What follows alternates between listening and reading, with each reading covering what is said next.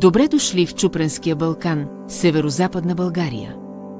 Тази планинска област е мистична и красива, скрита сред вековни гори и стръмни склонове. Районът около село Чупрене е бил обитаван още от бронзовата епоха. Той е преминал през Римската империя и българските царства.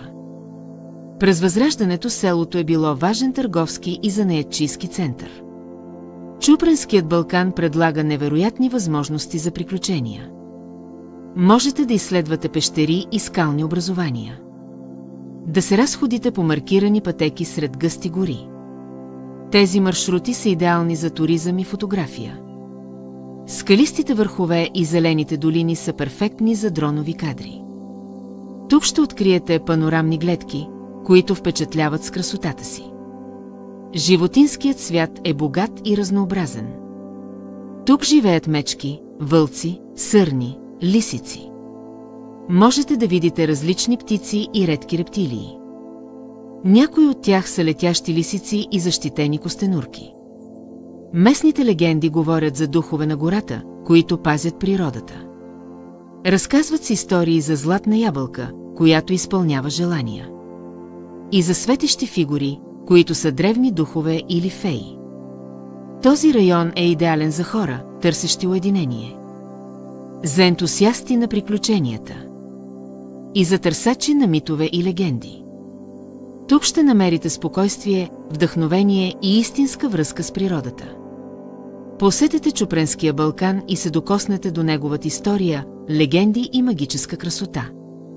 Оставете се на планината, гората и тайните, които тя крие.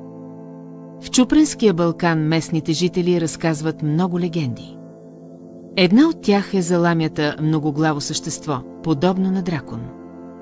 То живее в дълбоките пещери на Балкана.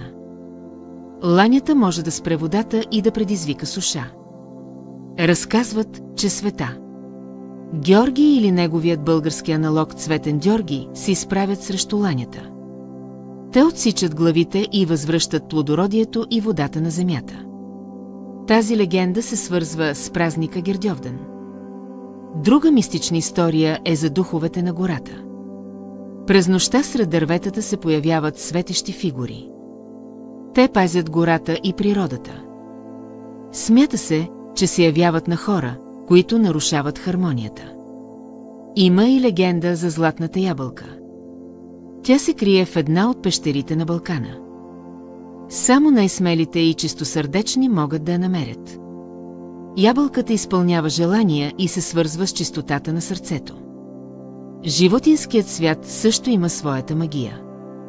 В Балкана живеят мечки, вълци, сърни и лисици. Местните вярват, че тези животни са пазители на планината. Срещите с тях се смятат за знак за правилния път или предупреждение. Чупренският Балкан е място за приключения, уединение и мистични преживявания. Тук легендите оживяват, а природата вдъхновява всеки посетител.